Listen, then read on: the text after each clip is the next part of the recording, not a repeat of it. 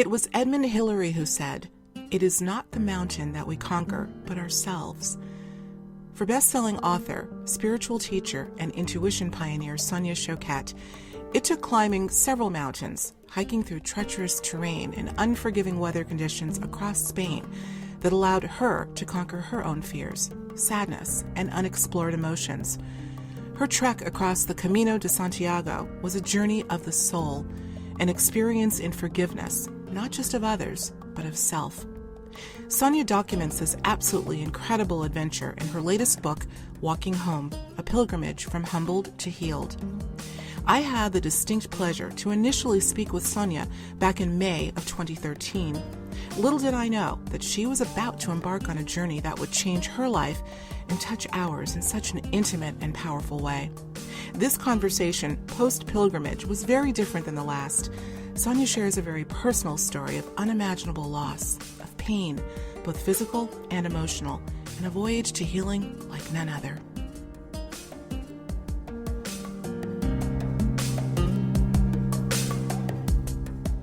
Sonia, as I was thinking about a name for our interview today, which I often like to do beforehand, just sort of set a tone for the conversation, I couldn't think of anything more appropriate than this: Walking Home with Sonia Choquette. and I know this is the name of your brand new book, which we'll be talking about today. I love it so much. But this also, to me, Sonia, is the essence of what you've afforded your readers in bringing us this book. We get to walk home with you. This is how it touched me, that I was on this journey with you, and I thank you for that. And I thank you so much for joining me today during what I know for you is a hectic schedule always. So welcome. Well, I'm so grateful to be with you, and thank you so much. It's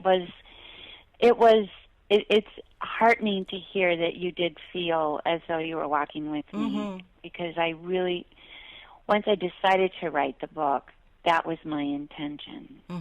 Well, I think you accomplished that and more. You've authored, I believe now, 20 books. Is this the 20th? And many of them, maybe most of them, bestsellers, including the coveted title you have of New York Times bestselling author. But now comes Walking Home, A Pilgrimage from Humbled to Healed. And this, I think, is a very different book from you, different perhaps from any that you've written previously. Would you mind, Sonia, giving the audience a little snapshot of what inspired this book and this journey of yours? Well, as a spiritual teacher and someone that's pretty much devoted myself to that my entire life, I have absolutely spent my life lifting people up, helping people tune into their intuition, seeing the best possible outcome, showing people how to get there. It's been my passion, my purpose, my grand obsession. And then yet a few years ago, in the course of a very short period of time, my older brother, who was in perfectly good health as far as I knew, died in his sleep. The stress caused my father to die 6 weeks later, and this is a man I've never known to be sick a day in his life. Wow. And he died in a minute. He got up and said he didn't feel good, and then he was gone. And the emotional impact on that sent me into such a downward spiral, and my husband, whom I had always a bit of a combative relationship with, just because I'm so pushing always for the best and the most, that he was not prepared to respond to me in a place of such great need, and so he left, and my marriage ended, and it was like a three-way train wreck.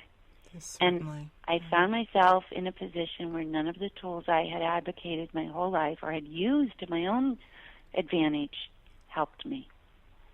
So I got on my knees and prayed. And what came to me was the guidance that I was to walk away from everything and to walk the Camino de Santiago, which is a over 500-mile pilgrimage across Spain. And honest to God, it was such a shock, because in trying to deal with all my crisis, I was taking a kickboxing class and broke my kneecap. So it's like, are you kidding me? I'm barely recovering. I was in a wheelchair for months, and now I'm supposed to do this? And yet I know enough from living a life that always trusts with absolute faith that guidance I'm given in my heart. I said yes. And I set off. Camino de Santiago, I didn't know that much, if really any, about it prior to your journey and hearing about it. And that's caused me to do a little bit of research. And obviously you give the reader a purview like none other with the treacherous terrain. We're going to get into that. So God bless you. I love the way you bring the reader in immediately on this incredible journey that you were about to embark on, walking this Camino.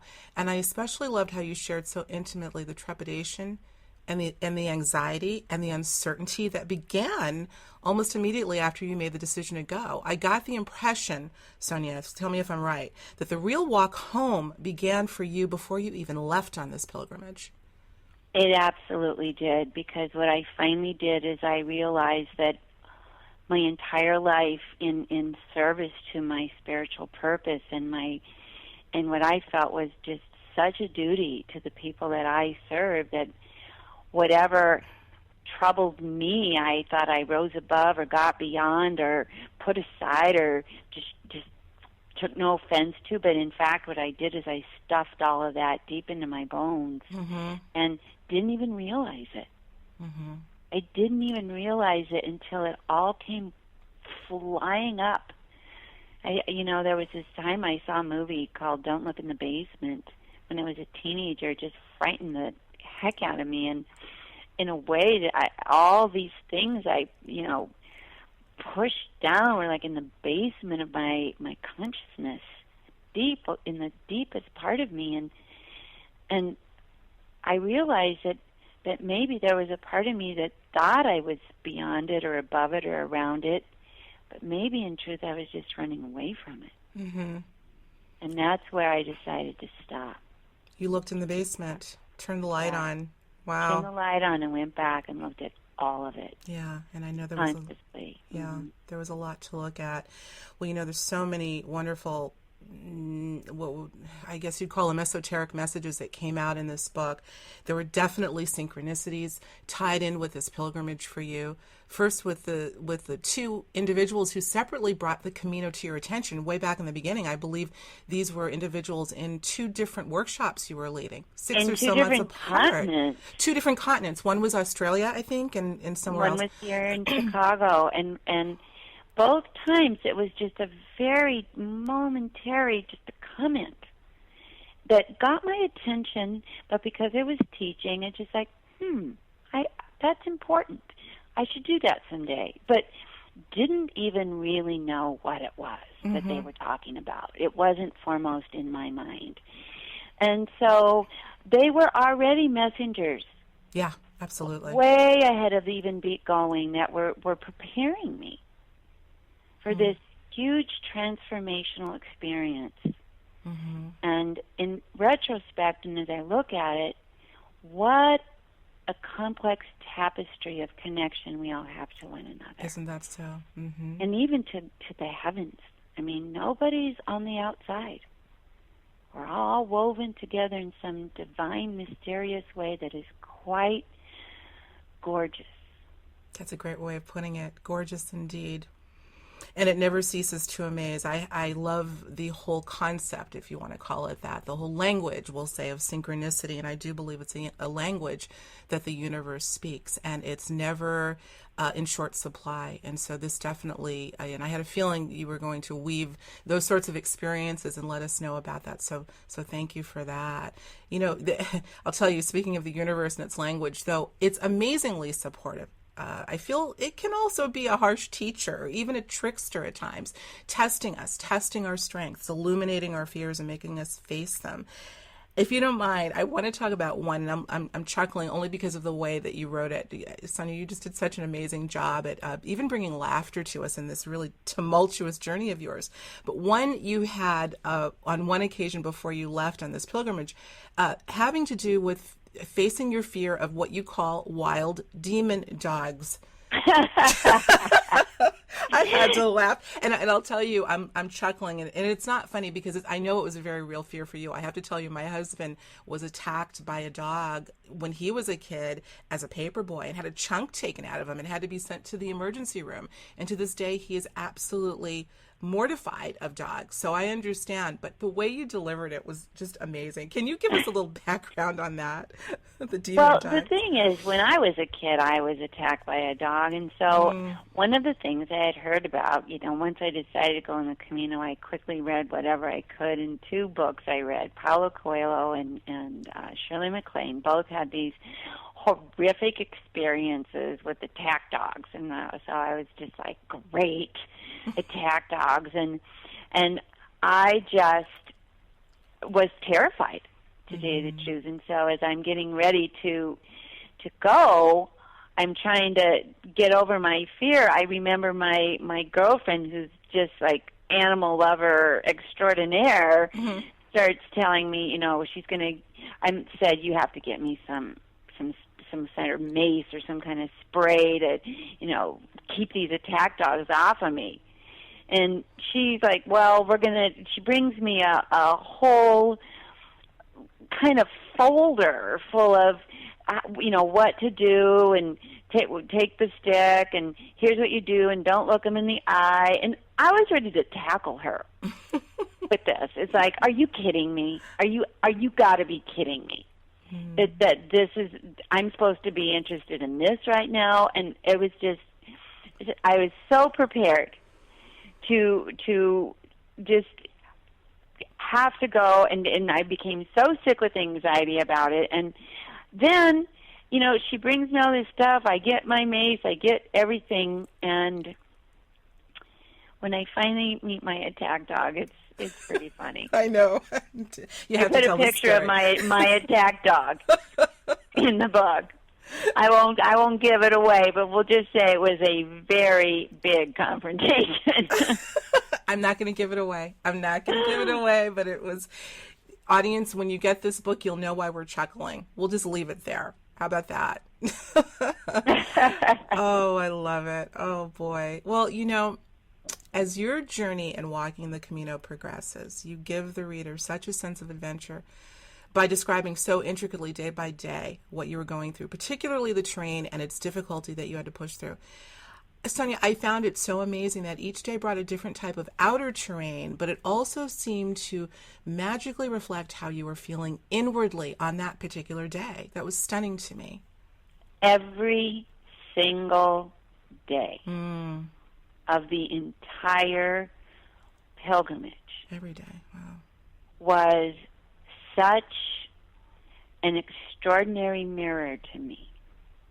The snowstorms, the wind, even the whole idea that I ended up walking the pilgrimage in the worst spring in 100 years. I went in May and June. It snowed and rained, and it was freezing. And I thought, of course, because these are the temperaments of the storms inside of me that I had not addressed or even witnessed or acknowledged. Yeah. And so every day, I had a lot of talks with the Camino, like, really? Then? And yet, as I walked, it was so interesting because while it was definitely an overwhelming physical challenge, it was the emotional burdens that made it so difficult. And as I walked, I began to divest myself of those burdens. Yeah. And the walk got easier and easier and easier. Isn't that something? And if I recall, and again, I don't want to give away too much, but didn't you run into a fellow pilgrim who sort of intimated the same, that she had as well made that statement that somehow the Camino and its magic is sort of mirroring your emotional burdens, and as you let it go, it can become easier for you. I really believe, and one of the reasons that I didn't go with any intention of writing about any of this, and obviously as you read the book, it's so personal. Yeah, it I certainly actually is. got talked into writing the book. I was going to ask you about that. Okay, so it really, So, okay. yeah, this was such a personal, private, dark night of the soul, yearning for healing, shattered self. But what I recognized is that if you can just be with your wounds and instead of judge them, because we have a very judgy society, you know, and even spiritually, it's like, oh, don't be a victim. And there's a big difference between being a victim or being stuck in victim mentality and just having the journey of the human experience, which at times can be very wounding. Very wounding. Mm-hmm. And we don't have a culture. We're a warrior culture. I was a spiritual warrior. Mm-hmm. I'm good. I'm fine. You don't get me down. But that doesn't that also creates a degree of protection or defendedness, or we kind of push away our vulnerable sides. And when we do that, we deprive ourselves of the real connections we're yearning for. Mm-hmm. Well said. And that's why ultimately what I'd hoped is that it's not that one has to go on a pilgrimage, but maybe just if we could just be a little bit more available to that our woundings don't make us weak or victims. Mm-hmm. That our emotional self can be resilient, but not unless we allow it the opportunity to be felt. Mm-hmm. And that was really, what I learned as I went. That was my big aha.